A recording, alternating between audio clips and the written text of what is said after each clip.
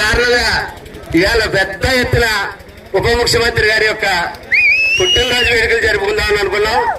కానీ మా నాయకుడు, మనందరి నాయకుడు ఒకటే చెప్పారు, ఇవాళ ఇక్కడ చంద్రబాబు గారు రాయం బాలు నిద్ర లేకుండా వరద ప్రాంతాలు పర్యటిస్తా ఉన్నారు.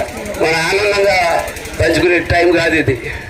మనం ముందే అనుకున్న షెడ్యూల్ ప్రకారం కొన్ని సడలింపులు చేసుకుని వేళ ఉదయం నుంచి మనం ప్రతి చోట హరిత విప్లవం తీసుకొస్తా, ప్రతి చోట కూడా మన 3 పార్టీలు కూడా ప్రతి ఒక్క చోట కూడా ప్రతి గ్రామంలో కూడా మినిమం 100 మొక్కలు నాటుకుంటా కార్యక్రమం చేపట్టి వచ్చాం.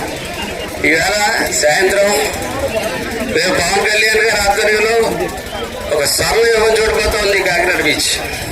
దీన్ని ఈవేళ మనం శుభ్రం చేసి ఆయన ఆదేశాల మేరకు ప్లాస్టిక్ అన్నది బీచ్ మీద లేకుండా, అంటే నువ్వు చేసిన గంటకే అయిపోద్దా అంటే నేను చేసిన గంటకే అయిపోదు.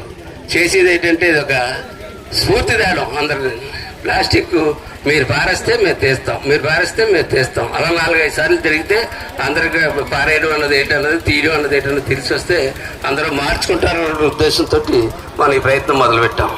ఈ ప్రయత్నానికి వచ్చినటువంటి బీజేపీ నాయకులకు, తెలుగుదేశం నాయకులకు, జనసేన నాయకులకు, అన్ని పార్టీల కార్యకర్తలకు అందరికీ కూడా అభినందనలు తెలియజేస్తా ఉన్నాం.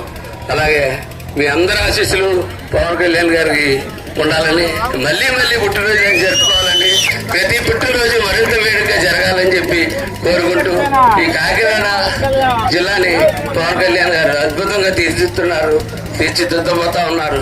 దానికి నాంది ఈవేళ ఈ బీచ్ లో స్టార్ట్ అయింది కాబట్టి ఈ నాందికి మనందరూ నాయకులు సాక్షి, మనందరి నాయకులు సాక్షిగా మనం చెప్తా ఉన్నాం ప్రజలకి. ఖచ్చితంగా కాకినాడ బీచ్ ని సర్వ సుందరీకరణ చేసి కాకినాడ ప్రజలకి ఈ బీచ్ ని చెప్తామని చెప్పి తెలియజేస్తూ, జై జనసేన, జై పవన్ కళ్యాణ్, జై తెలుగుదేశం, జై చంద్రబాబు, జై బీజేపీ, జై మోడీ, కూటమి నాయకత్వం వర్ధిల్లాలి.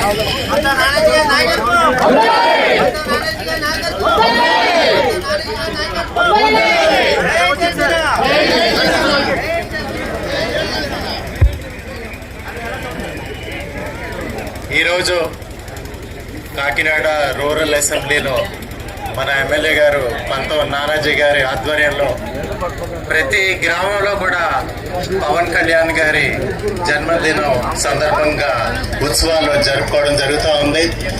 ఈ సందర్భంగా ఎక్కడికి వెళ్ళినా కానీ ఆయనకి ఇష్టమైన సేవా కార్యక్రమాలు, అదేవిధంగా పర్యావరణం మీద ఆయన ప్రత్యేక శ్రద్ధ వహిస్తూ ఉన్నారు. ఆ శాఖకి మంత్రిగా ఉండడంతో పర్యావరణానికి సంబంధించి ఇక్కడ బీచ్లో పెద్ద ఎత్తున కార్యక్రమాలు చేపట్టడం జరిగింది.